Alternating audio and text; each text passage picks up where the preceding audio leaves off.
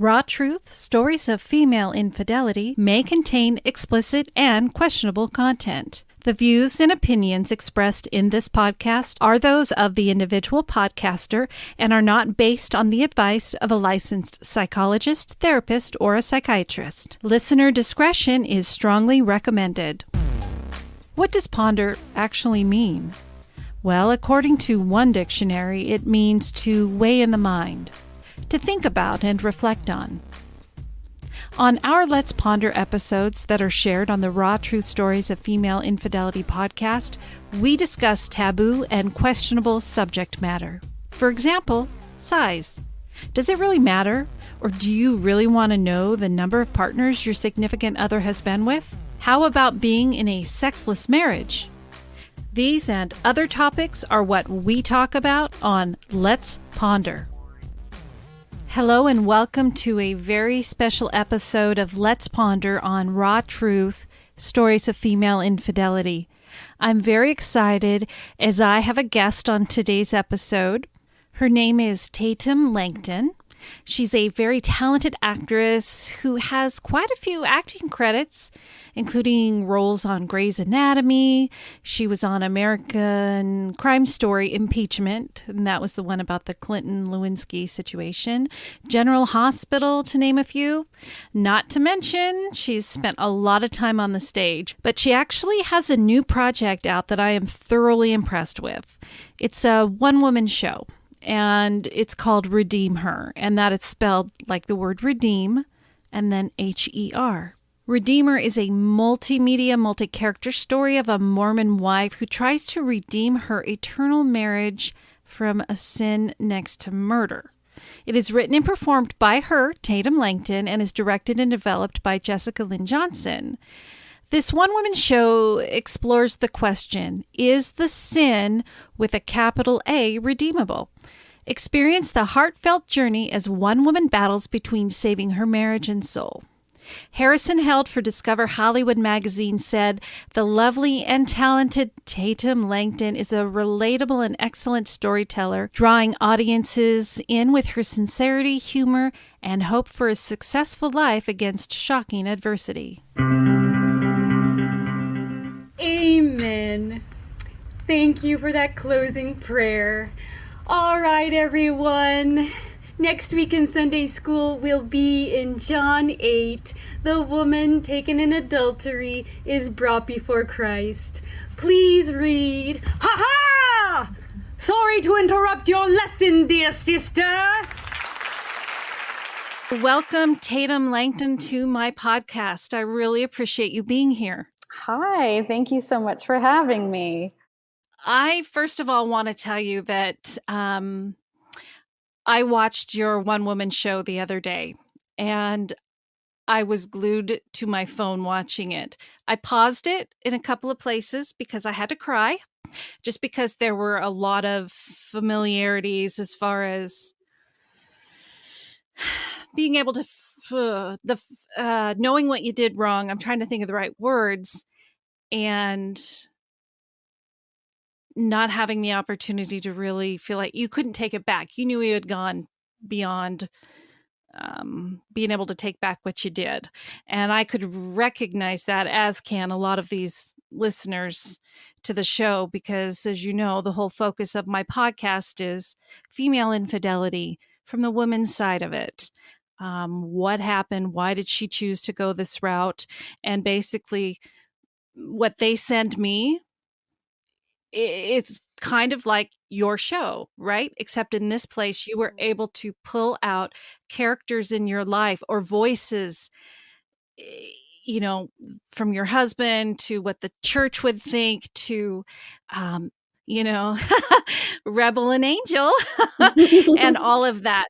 And so you were able to extrapolate all of those emotions that came forward. Just an amazing show. And I commend you for doing this, because it's hard enough for a person to be able to write a story to me and send it in, let alone go out in public with your face and your name and be able just to say what you need to say and tell people your story. So I'm curious, at what point in your career and in your life did you decide you wanted to bring this out and do this? Yes. Well, thank you for watching, first of all. I that happened about 10, I guess almost 11 years ago in my life. And honestly, I think almost from the time that it happened, did I feel somewhat of a desire to share the story, almost because as it happened, as I, cheated on my husband, and the story unfolded, and people started to find out, because unfortunately I did it 2 days before Christmas, and so and told my husband. So our families found out very quickly, because we split, and everybody's like, "Well, where's your spouse?" So Right. so it all unfolded very quickly, but and I started getting reactions very quickly, and it just became very. I was very ashamed. I'm growing up in the Mormon church. And I mean, this was just something that you never did. In fact, it was something that was considered a sin next to murder. So it was this very grievous sin that you're right, I couldn't take it back. And it was out in the open now. But I recognized very quickly in my mind that it was something that seemed like, it was very taboo, but also I thought a little bit unfair, as far as, like, wait a second, we're taught in the church, in our LDS church faith, to forgive and repent and seek forgiveness and use the atonement of Jesus Christ to redeem ourselves. And really, we're taught no judgment, but it didn't seem that we were practicing it as a society, as a people. And I started to realize I was really afraid of the judgment that I would receive. And while I didn't always receive that judgment, which I'm grateful for, there were a lot of people, even in the church, that were very compassionate. There were some that were not. And it just made me want to kind of point that out, of like, wait a second, I'm trying my best here. And I have every right as a human and as a person of faith to use this repentance process and this atonement of Christ for this particular sin.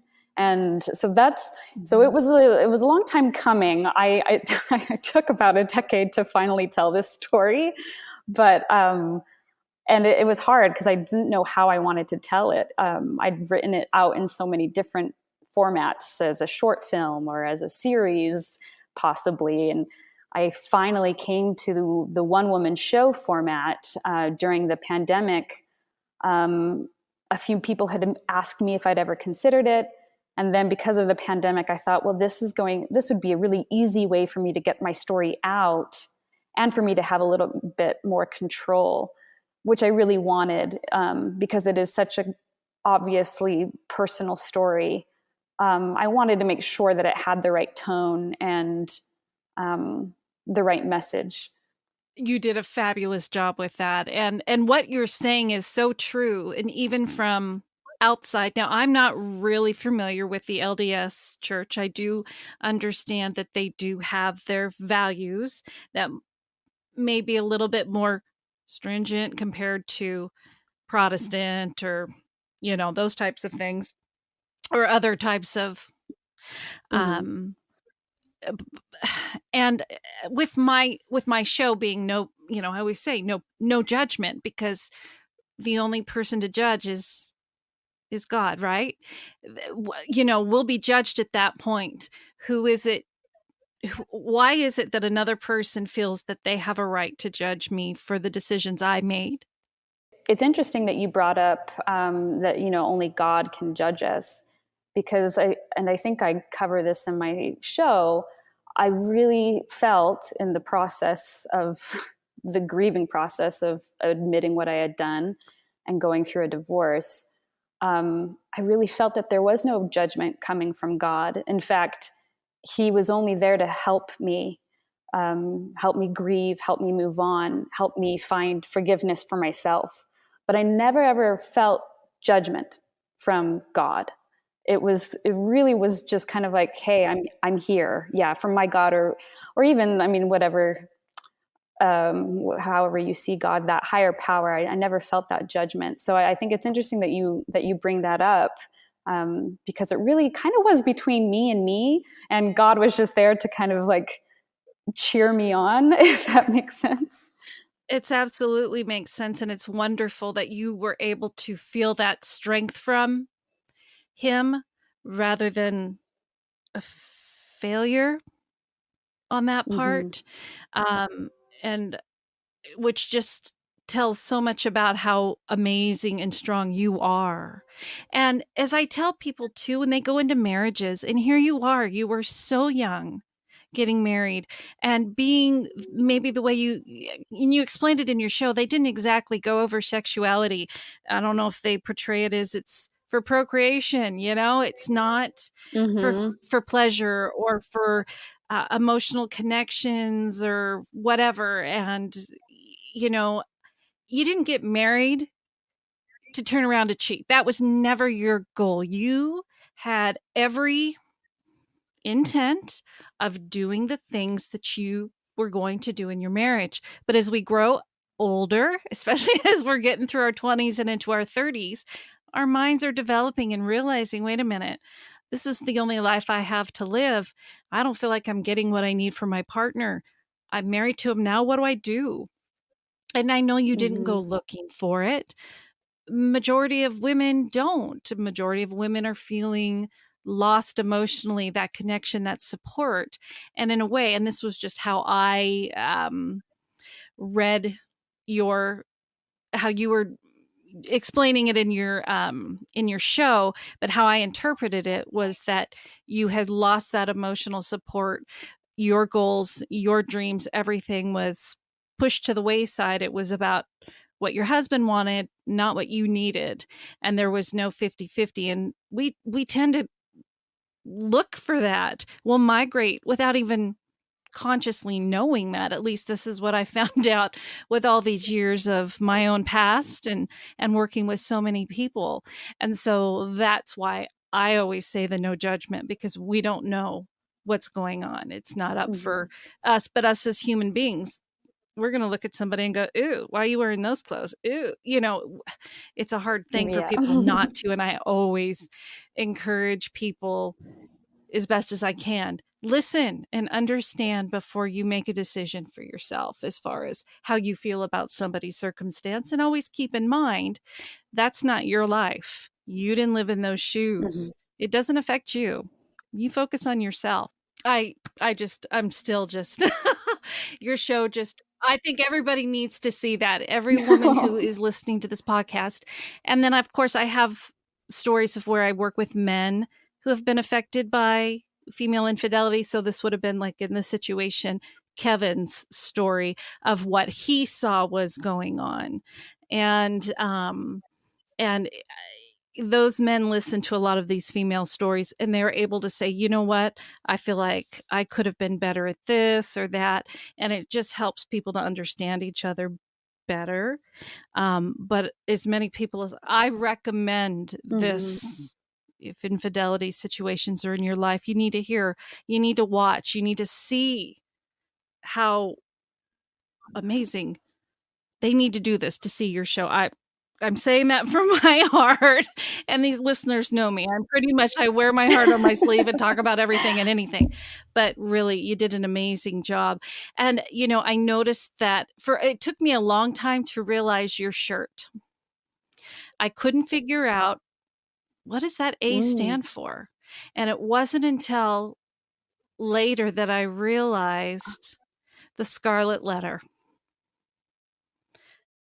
And I'm assuming that's what that was, right? And I kind of yes.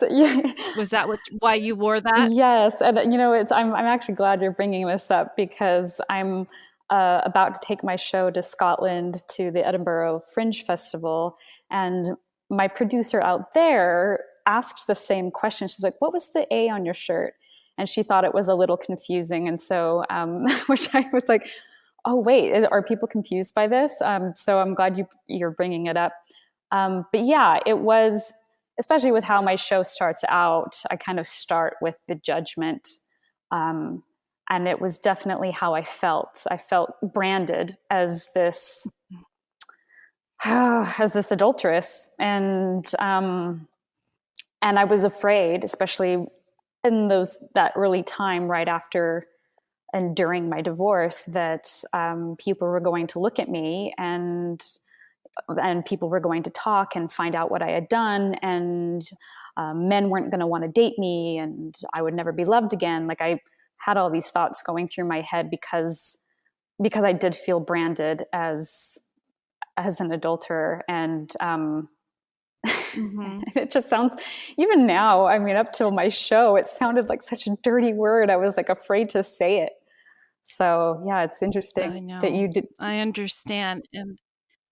And it is so amazing how quickly it's thrown onto a woman that way. You know, and in that book, and I'll be honest, I haven't even read the entire book of The Scarlet Letter. I probably saw the movie with Demi Moore in it a long time ago, but to understand when we turn things around, are men feeling that way? Do men still have that natural shame and guilt when they've done that? It's a totally different look, because women don't do that. No. Yeah. It happens. Well, and I think there is this stigma of like women aren't supposed to think of sex in a sexual or sensual way. It's almost as if we're supposed to be the ones who are responsible for how, for keeping sex, I don't want to say spiritual, because that's not exactly what I mean, but for keeping it holy in this very Christian, to me, incorrect way of looking at it. But because I think for me, I started to realize, like you said, as I was getting into my marriage and into my late 20s, I realized, like, wait, this sex thing is not, I feel like there's something more to it. I feel like it could be more exciting. And I felt bad thinking that. I felt bad that I'm like, oh my gosh, am I making my marriage all about sex? Like this, like that's wrong. So then when a woman does commit adultery or infidelity, and for the act of sensuality, it seems like it goes against what we're taught how women view sex, when really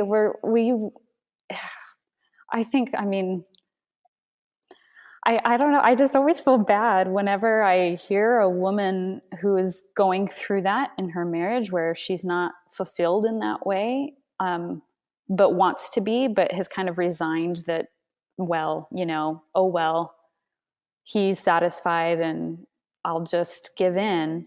It really saddens me, because I feel like there is so much more to sex in a relationship that has not even so much to do with sex itself, but has to do with the intimacy that you have within your relationship that brings about this amazing sex. Oh, right. Because it does start, I think, more on the emotional side of things, right? And as women, we are emotional creatures. And I have had countless stories of young women that had been married young to maybe an older man who'd had experience, but it was his way or no way. And these women had no idea. And when they'd come up with, hey, so I was talking to my friend, kind of like your Christine friend, or and have these ideas of how to bring more excitement into the bedroom, they'd shut them down. Almost like they were scared. The men were scared of what these women may. Why? Are they afraid that they may not be able to, I can't think of the words, but come up, meet these expectations that these women, that these, ladies, whether it be with toys or role playing or whatever. But these men would shut these women down when they just wanted to learn more and understand and feel that emotional, not just going through the physical side of it, but that connection from head to toe of feeling connected with this person. And then kaboom, they start talking with somebody and there's some sort of an interest. And then all of a sudden these thoughts go, through the head, and that emotional connection is what's, they say, more dangerous than the physical side of infidelity, because, emotions are so strong. It's not just over and done with. It's something you carry around a long time. And I don't want to I want so many people to see this show, and I don't want to give away any details, but of course I have questions. Your family, I know that you touched a little bit about your in-laws, but I'm just wondering at this point in time, it sounded like they were actually supportive of you and trying to help you with their son. And do you have a connection still with them, or have you been able just to let it go with them or talk with them or their family? I do not have connection with them anymore. Not to give too many details away because of the show, but it just, with how the way things ended, and we didn't have kids together, me and my ex-husband, so it kind of left us room to move on separately. And I will say that was one of the hardest parts for me, because they were my second family for 7 years. And even though I didn't have kids, that connected me even more to them, that they basically watched me grow up. I mean, they met me when I was 19, and, and I was divorced at 26. So it really, they watched me through some very formative years grow up with their son. So I do, and I will admit, I miss them. I even often still dream about them. I've had a little bit of connection since the show, just one of them reaching out saying that they had seen it and missed me, and were very, very kind. But that's about it. And I've let that go, as far as, he's moved on with his life and I've moved on with mine. And it's kind of just like this closed chapter of it actually feels like this whole other life that I lived. It's kind of this weird parallel universe almost. So since getting this written out and putting out the show and everything, how do you feel overall about what happened, and looking now and to see where it started to where it is now? I mean, taking your show to Scotland, I'm saving my bucks for a trip to Scotland next year. I mean, that is a place I want to go. And I mean, what an opportunity to be able to get out there and really start showing these people. And it's a show, just like this podcast, people don't talk about it. That needs to be talked about, but people don't talk about it. So it's kind of like, hey, I'm not going to be afraid to talk about this. We're going to talk about it. But overall, with this project, do you feel accomplished? Do you have any well, I maybe should have done it this way? Or, I mean, overall, how do you feel about what you've accomplished since the infidelity situation with your show?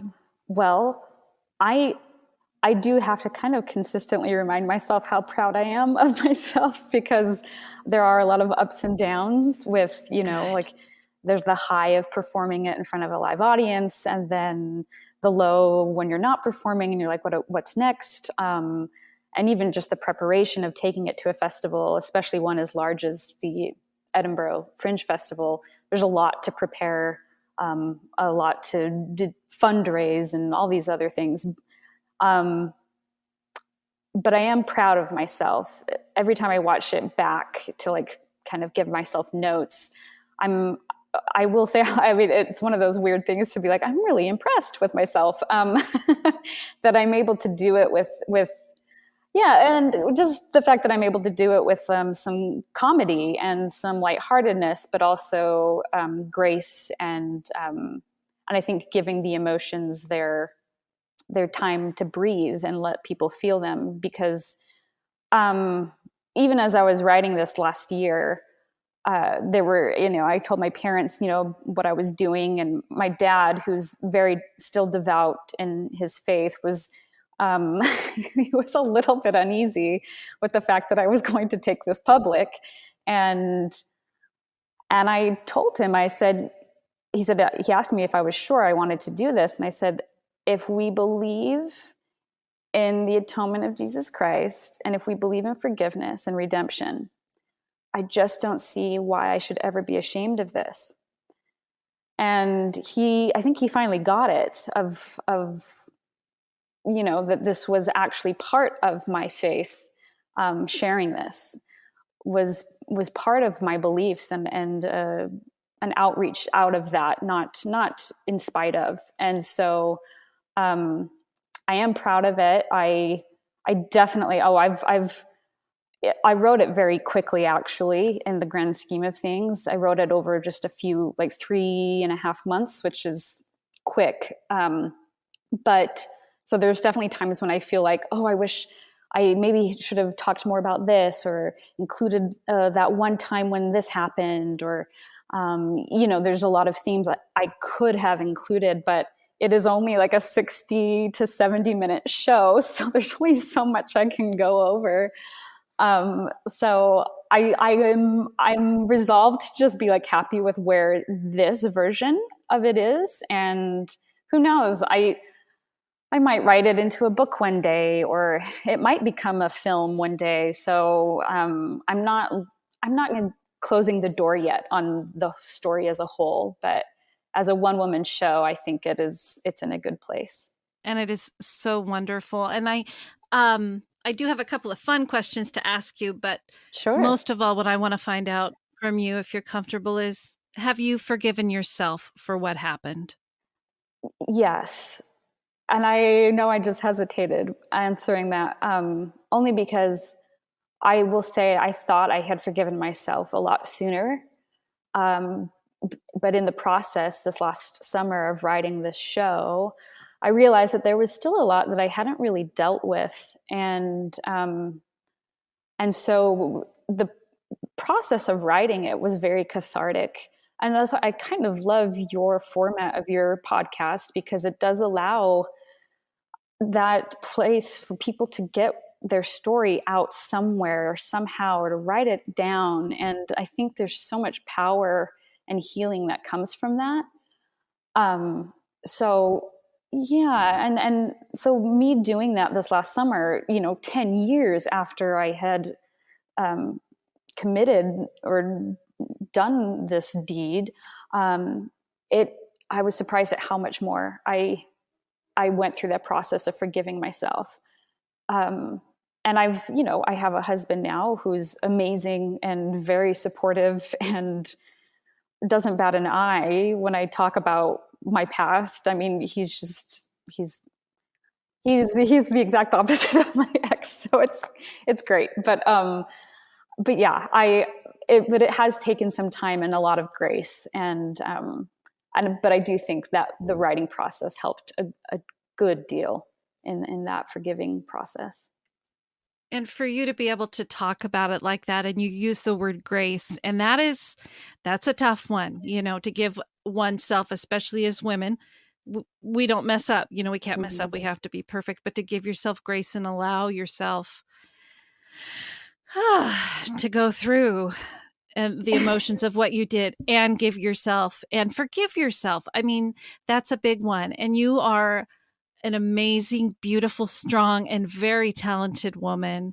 And I'm just I admire what you've done. And this has got to go big, because I think it's such an important topic and show to get out there, so I want nothing but the best for you. But I do have a couple of fun questions to ask, because at the beginning of the in the interview, I had mentioned a few things that you had been a part of out in the world of entertainment, and I'm curious of the projects that you've worked on. What, aside from your own show, what would have been your favorite either TV show you appeared on or movie you were in? What was your most favorite project? This is always such a difficult question to answer, because sometimes projects are so fleeting, especially at this level of or at this time in my career. I will say that, let's see, I know I've had time to think about this, and yet I still hesitate. I will say there's nothing like live theater for an actor. It really is the actor's medium. Being able to hear the audience's response and being able to portray a character in a linear story is very, it feels really good. So I've had a lot of favorites as far as theater goes. My show excluded, doing children's theater I had a show actually that I mentioned in my one-woman show called The Frog Prince. That was really, yes. It was just, there's something about performing for children that is also just so rewarding. They love everything you do, and you can kind of be big and play like a child and just have fun, and the kids just eat it up. So that has to be one of my favorite on stage. As far as film or TV goes, I think actually I was on impeachment across Edie Falco recently, and that was just really cool because it was a new challenge for me. I was somewhat thrown into that role last minute, and to be able to kind of carry my own weight next to someone like Edie, it was just kind of one of those moments in my head where I was like, this is cool. Well, and it's so funny because I had been wanting to see that, and I didn't have broadcast TV. I had just switched out to where I'm just watching shows on apps and whatever. And so I actually purchased it from Prime, and I just finished watching it probably about a month and a half ago. And of course, saw you on there, of course, didn't put the two together. And then when I was looking at your reels and stuff, and I went, holy cow, wait a minute. Hey, guess who I'm going to talk to? And so, yeah, to be across from Mrs. Soprano there.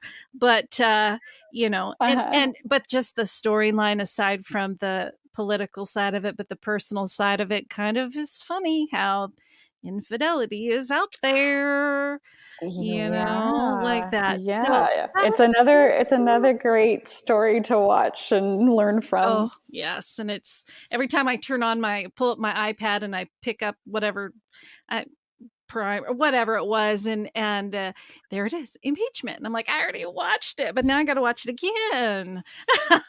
You're there. Well, obviously you had mentioned that you're getting ready. Can you tell us a little bit more about your, you had mentioned you were looking for some crowdfunding when it's coming to your show and all of that. If you want to share with us a little bit about how we can find your show or help you when it comes to getting the show out. Yes. So I'm really kind of in the beginning process of prepping to take my show to Scotland, Edinburgh Fringe Festival. I will be crowdfunding, and we'll have to send you a link, Rebecca, so you can share with people as I get that finalized. But and I'll also be starting an Instagram account. Currently, REDEEMher is taken by someone who isn't using it, so I'm trying to figure out what my Instagram handle is going to be. But I will absolutely get all that information so that people can follow along, because I would love for people to follow the journey of me prepping for the show. It does take a lot of prep. So just to kind of give everyone an idea, the festival is about a month long. It's the month of August. And I will be doing a full run, which means I will be performing from August 2nd until August 29th every single day. Whoa. So that is a lot of performances. Yeah. It is a huge challenge.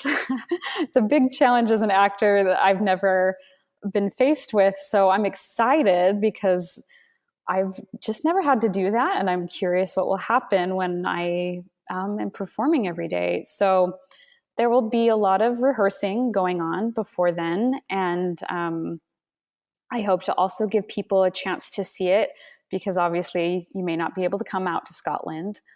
So there will be opportunities to see it probably online as I start crowdfunding. Like if you donate a little bit, you can, I'll give you a link to watch the show and that kind of thing. So, but that's kind of the process I'm going through. But yeah, so I will be living in Scotland for a month, which is not the cheapest thing, and also have to pay for the theater and tech people. So it's a huge undertaking, but I'm excited. I have had so much great response in terms of people just realizing how important a topic this is. And I'm excited to share it with a whole new audience overseas. Oh, yeah, that is so exciting. And I really appreciate you coming on here and being candid and talking about it. And when I get those links, I'll make sure that everything is, on future podcasts. I will put that out several times. Plus, I'll have the link to your website, if you'd like, on my episode notes and everything, so people can at least follow you if you're updating on there at all. Yeah, no, absolutely. This was so nice. And it's so funny because literally after my first show, my opening show, a gentleman in the crowd came up to me and was just really impressed. And he asked me if I had ever listened to your podcast. And I was like, no, I've never heard of it. And he said, you should listen to it and maybe reach out to her, because this is exactly what she talks about. And I was like, okay. So I'm glad he mentioned it, because who would have known? See, and those are things I don't know anything about that. As far as, I watch my downloads, and to hear somebody down there went and, well, I appreciate you sharing that with me. I might have to share that with my listeners, because now I'm just like, oh, that's wonderful, whoever that was. And I want to even do a shout out saying, whoever that was, thank you. So again, thank you so much, Tatum.